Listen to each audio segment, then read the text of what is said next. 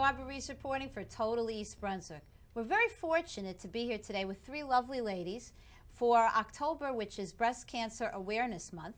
First, we have Miss Alecia Joy Bloom, founder of Pink and Bloom Foundation. We have Miss Nancy Young, Komen Ambassador, and Miss Joan Litt, Komen Ambassador as well. Thank you for joining us. Thank you. Our pleasure. Thank you. My pleasure. So, you know, it's a very special time of the year where we recognize special ladies like yourself and your stories of fighting with cancer and different experiences in your life and how you've turned it into quite an impressive effort to help others. Tell us a little bit of your personal story, how you came about to deal with this issue. Well, 30 years ago, I was diagnosed with a very bad invasive breast cancer, which today they call triple negative, which they didn't then. And I had lumpectomy, I had radiation, I had chemotherapy. I had the radiation and chemotherapy concurrently. I was not well, but I got through it, and then I was fine. And unfortunately, 3 years later, I had a metastasis to my bones. So I had not what you call bone cancer, it was a breast cancer in my bones, and I had it in 3 bones. And then I had chemotherapy every week for 8 weeks, and then every other week for 5 years.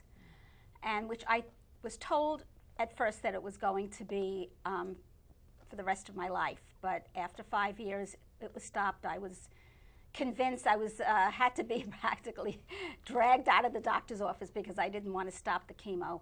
And I was fine. I was completely cured, not even remission, cured. And I was fine for a long time. And then I have, I don't know how many people know about the BRCA gene mutations, and I have BRCA1 and BRCA2 mutations. And because of that, my doctor and I are very proactive. And when we first found out, breast MRIs were first being used. And I went for my first one as a baseline, which turned out that it was more than a baseline. I had what's called a CDIS, which is, or DCIS, ductal carcinoma in situ, in the other breast. And that was treated with a lumpectomy and only radiation. And I've been fine since then, but it's been a lot of years of back and forth. And, you know, basically that's it. My children were very, very young at the time. I didn't even know if I would be around for my son's bar mitzvah. And now I have 10-year-old grandchildren, twin grandchildren, so I feel very blessed. And I've had a lot of support from family and mostly from friends. And here I am. It's been 30 years. 30 years just now. Very, very October, really. October is always a special month for me because it's when I was first diagnosed, it's breast cancer month, and it's also the month of my birthday. Happy birthday. Thank you, Sue. And I'm always, you know, happy to celebrate it. I'm happy to tell everyone how old I am because I'm happy for every birthday. It is amazing. So tell your friends. Yes, we are good friends. And tell us. I'm friends with them too, because I met them along the journey. With Alecia too. Absolutely. And tell us a little bit about your experiences. In 1995, I went for a routine doctor's appointment to my OBGYN, and unfortunately, during the breast exam, he found a mass and he found a lump, and he did not like what he saw and what he felt. So the next day, he had me go schedule. I had X-ray, I had MRI, I had everything, and unfortunately, in my heart of hearts, I was hoping it wasn't going to be, but somehow I knew I had breast cancer. Sadly, I come from a long line of breast cancer survivors. My mother's mother, my mother's sister, my grandmother, they all, both grandmothers, maternal and paternal, they all had breast cancer. So with twin girls that were in 2nd grade at the time, I was told I had to have, first I had a lumpectomy. Unfortunately, they didn't get any clear margins. So then I was told I had to have a mastectomy. So there I was with children in elementary school. I did everything right. I ate right, I always exercised, I watched what I ate, I went to the gym, and I had breast cancer. So I had no time to think about things. I had to just do what I had to do. I was diagnosed in September. I had my I went for opinions, second opinions, PET scans, bone scans, everything. And the day after Thanksgiving that year, I had a mastectomy and tram flap surgery. And in January, I started 6 months of chemotherapy. And along the journey, I didn't have time to cry. My mother moved into my house, helped me get my girls ready for school, and all I kept saying was, I want to be around to have my, to see one or both of my daughters get married. So in November, this will be my 20th year cancer-free, and I'm very excited to say that one of my twin daughters, Lindsay, is getting married November 21st. So I am living the dream. And along the way, I've met some amazing people. I had wonderful support throughout the year. Some of my best friends are women that I met under the worst of circumstances. We were in a young women's support group. Most of us survivors today, and we spread the word, everything we do. You know, I've always spoken to other women about my journey and that you can never give up hope. So I'm all about the pink, as you can see. Head to toe. Absolutely. Alecia, you also have a very inspiring story. Could you tell us a little? I guess my journey started really when I was 27 and I found out I had cervical cancer. But I never really thought about it because it was really early stages. I had a quick surgery. I went to the doctor every 3 months for 2 years. Boom, I was done. Never gave it a second thought. And then at 38, I was getting out of the shower and putting lotion on. And I always joke around with everybody and say, thank God I'm the diva that I am. Because when I went like this, I felt a lump immediately. And that morning, I just totally had a meltdown. I remember calling my mother into work and saying, I have to go to the doctor immediately. There's something there. And my mother saying, what are you worried about? 85% of the time, it's nothing. Doesn't run on our family. You know, no one has cancer in our family. No one has anything like this at all. You'll be fine.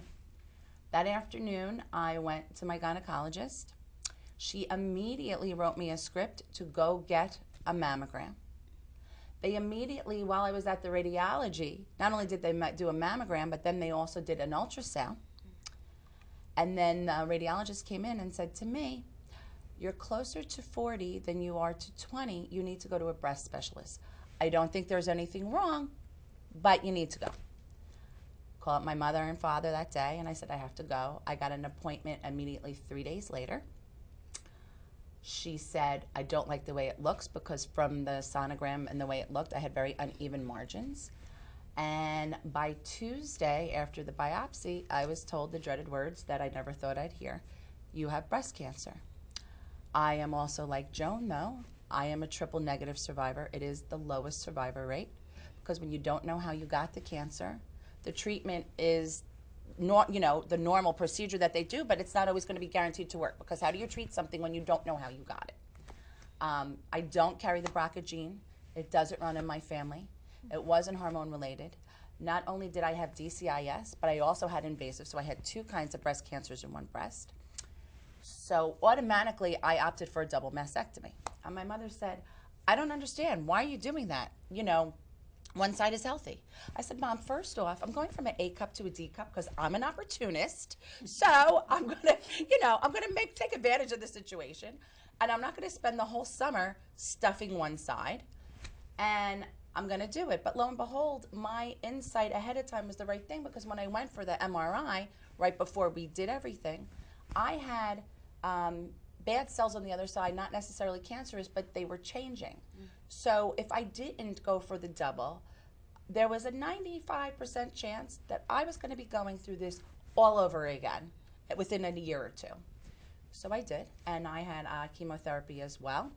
I could not have radiation because my lump was right smack in the middle of my chest, too close to my heart. So we just prayed to the gods that be that they got clean margins. And I'm proud to say that here I am 12 years later, And 10 years later, because triple negative, normally there's a reoccurrence within anywhere from 1 to 5 years. They always say the 5 years is the cutoff mark. But after 10 years, my oncologist up in St. Barnabas looked at me and said, I know this is going to make you nervous, but I'm releasing you for good because you're done. You're cured. Go out and enjoy the rest of your life, which I never thought I'd hear. I expected to be going to doctors. I mean, I still get checked every year through blood and blood work, but I never thought that I'd never have to go back and see him again. Knock on wood. And I'm here to see my nieces grow up because when I got diagnosed, one niece was like 3 and the other was 8. And now I have a niece in college and another one in high school, and I'm still here, and I plan on being here because attitude is 95% of the journey. For sure.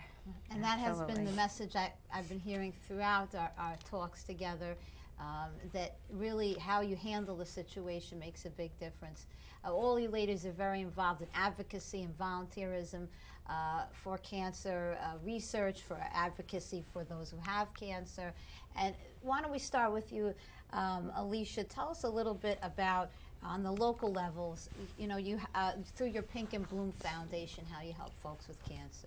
I started on the local level. It was funny because, I mean, I got breast cancer now 12 years ago. And I remember at work, another woman who was mentoring me because she had breast cancer and she felt very bad when I went through it. And I used to always say to her, there has to be a reason why I got this because I already enjoyed my life to the fullest. I exercised, ate right, did everything I was supposed to do, still got cancer anyway.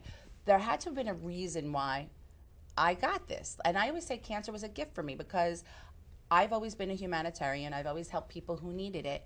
And sometimes you help people that necessarily don't need your help or don't take it the right way or what have you. And sometimes I feel that God gave me cancer so I could help my energies will be directed in the right direction, and I can help people who could really benefit from optimism and positive energy and showing people that you could still get through it and lead a healthy and productive and happy life. So I kept on asking myself, and then one day, you know, I started with, you know, American Cancer Society, and then I said, well, you know what, I want to help people more on a local level. You know, for me, I don't need my name in a hospital. I don't need, you know, the accolades. I want to know that I get joy just of being able to help someone get through their journey and inspiring them and helping them. So Pink and Bloom was born in February 2011. And what Pink and Bloom does is we run benefits throughout the year. A lot of them sometimes in October. We have an annual brunch against breast cancer, and we have various different fundraisers throughout the year. And what we do is we actually, our thing is nurturing the world for a change. So when you nurture someone you love, they nurture people back. So our foundation's grown one by the people we've helped. We do chemo care packages. We call them nurturing packages, and we give them blankets and little journals and little bags and things that they could take with them to make their journey at the hospital feel more like home. So we nurture them, and we raise money, and we help them maybe pay their mortgage, because a lot of people, you know, they have problems with their insurance, or they don't have insurance, and they fall into financial problems due to it. So we help them pay their medical bills, their mortgages, their car payments, mother's helpers. We try to give them food. We take them out to dinner. We do outreach. I always say I'm always so busy because I work a lot, but it's slow and steady. Like, everybody helps. Whoever we help winds up becoming part of our foundation, and then we help more and more people. And we keep it on a very personal level because it is personal. And we want to be able to share with us. And I always tell everybody, you become part of our family. Once you get stuck with us, we're never letting you go. So now, Nancy, tell us a little bit. Also, Komen is involved here in Central New Jersey, and they've done great things here. And you're an ambassador, as well as Joan. Tell us a little bit about the Komen Race for the Cure and some of the efforts that you've been involved with. After I was diagnosed, I met a woman through my husband's dental practice who was very involved in Susan G. Komen, and she took me to a support group that was at the Breast Cancer Resource Center back in the day. And the woman who started it was Jane Rodney, and then Nancy Healy took it over. So I always wanted to give back to the community for helping me get through that really tough time. And so my husband and I started a team called the Young Survivors. That was a play on our name, obviously, because the initial team was all young, newly diagnosed women. And we had the team for 19 years. And we decided, with our daughter getting married this year, we wanted to do something a little different because it was a very big year for me, i.e. the 20-year mark. Mm-hmm. So not going to share what we're going to do because It's going to be it's a a surprise. I don't even know.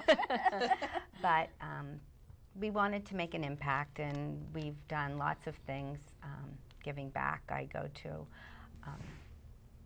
lots of Komen functions. We're always raising money. My husband is posting things in his office and throughout the year. And the years, anybody that has somebody that's newly diagnosed, I find I'm often talking to them because I believe attitude is everything, as we talked about before, and I was never really afraid to share my story. We're very fortunate that you have, and you share your story often as well. Always, always. I first joined or first started running in the Komen race when my next door neighbor and very close friend just passed away from breast cancer. And so the week after, one of my friends and and her daughter and my friend who passed away's daughter all did the race. And that's when I started it, and that was in 2001. And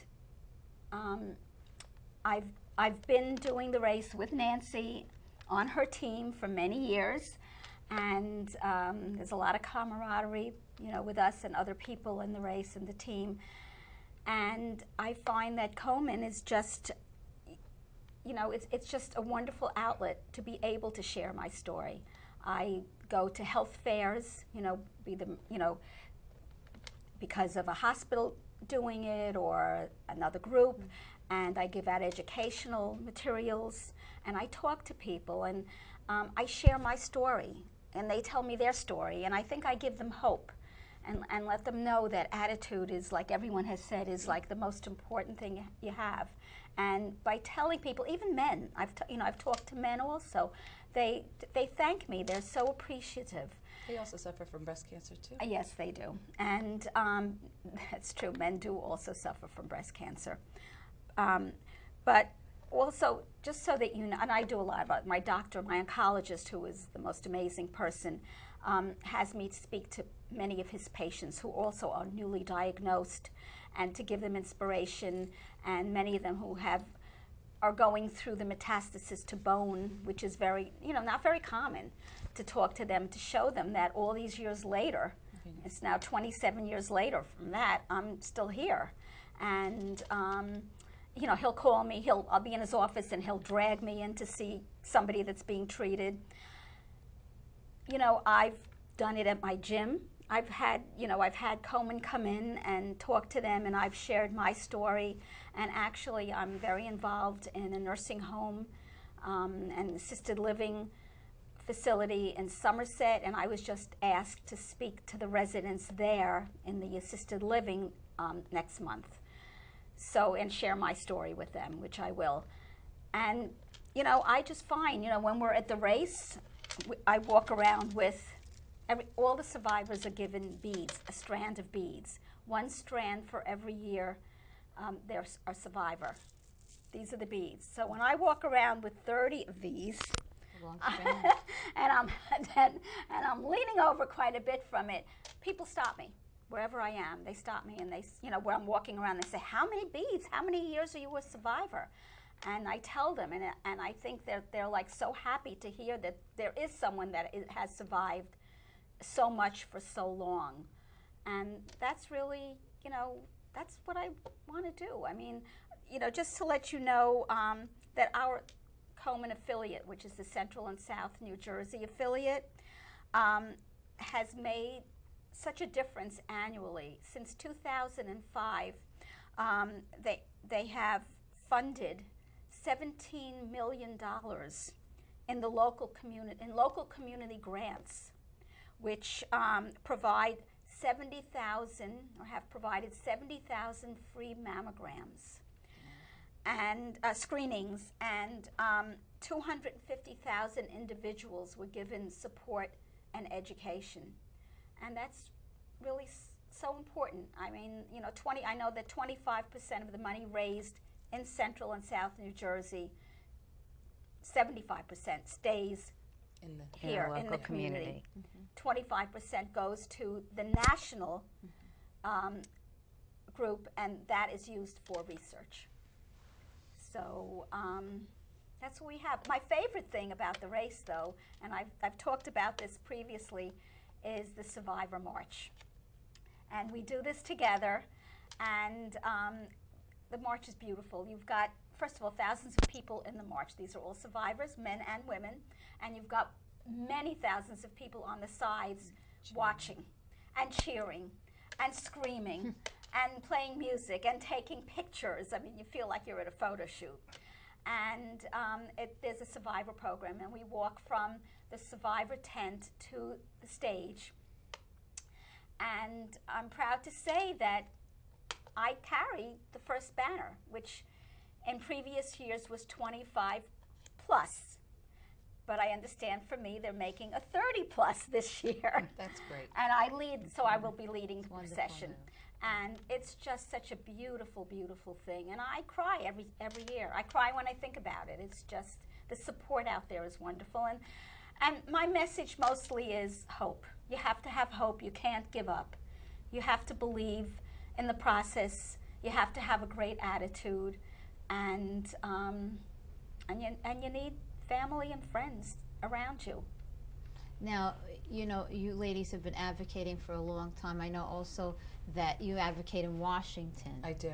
I'm very involved, as well as with my foundation, with the American Cancer Society Cancer Action Network, which is their grassroots affiliate. And not only do we lobby in Washington, but we also lobby statewide. I'm the vice state lead of that organization right now, leading to be the state lead come January. A lot of programs that also help in cancer research. American Cancer Society Cancer Action Network helped the New Jersey Seeds program be instituted and help keep some money in there. Those programs are for every New Jersey resident who doesn't have insurance or is having a problem working. They could get mammograms and prostate exams. It's New Jersey Seeds, so they have 4 different programs that you could get for free to help prevent cancer, because early detection is really, the best defense you can have against cancer. I also go to Washington. I'm leaving the end of September, and we lobby on Capitol Hill. We're trying to push through palliative care bills so people are well aware of palliative care. It's not just hospice. We believe that if you get a team of doctors that help you from the beginning of diagnosis to the end, in any chronic illness, your recovery is 100%, your survivorship, you move on because of the support that you receive not only from your family and friends, but now you have the support of all your doctors in one place. So I'm really looking forward. I'm getting ready to leave for lobby in summer, the American Cancer Society Cancer Action Network. And I also lobby, like I said, I ran a Cancer Action Week in May around here, we scheduled 120 legislative visits with all our assemblymen and Congress and senators in this state on palliative care, because we're trying to push through a bill that Assemblywoman Nancy Pinkin was the first initiator, and she's an East Brunswick resident, of pushing through palliative care. So we're coming to the close of our time together, and of course we could speak for a long time about this important topic, but for someone who may be first diagnosed with breast cancer, what would be your advice for them? We can go around and get your words of wisdom to them, how to get started, to get support that they need. Well, first, listen to your doctor. I mean, if you've been diagnosed, then you're seeing an oncologist. Just do whatever they say you have to do. You have to be proactive, so even in the future you have to be proactive. Even after you're fine for 1,000,000 years, you have to still go for screenings and all kinds of tests. But and just make sure you have a lot of support from family and friends, because that's really very important. And educate yourself, not necessarily by looking things up on the internet. No, that causes more damage than good. I refuse to do that. Yeah. I burned books that people gave me. I don't do that, but just and go for second opinions. But if you're told that you have to do something, do it. Don't put it aside and not do it. You know, just make sure that everything is done in a timely fashion, and that and tell yourself you're going to be fine. You're going to get through this. You've got to have hope. Nancy? I would say everything that Joan said, but most importantly, I would say breathe. Sit back, take a big deep breath, think of what you love, and do it. If it be exercise, if it be Zumba, which is what I'm very passionate about, if it's listening to music, going to dinner with family and friends, think of all the things you love and do it.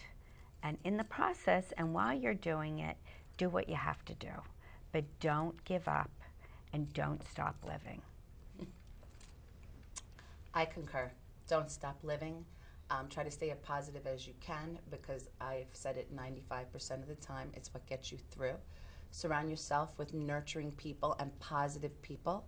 I'll never forget, I love a friend dearly, but when I was telling her I was going through chemo, she proceeded to tell me about how, I can't believe how great you're doing on chemo. I know all these people are doing horrible, horrible, horrible.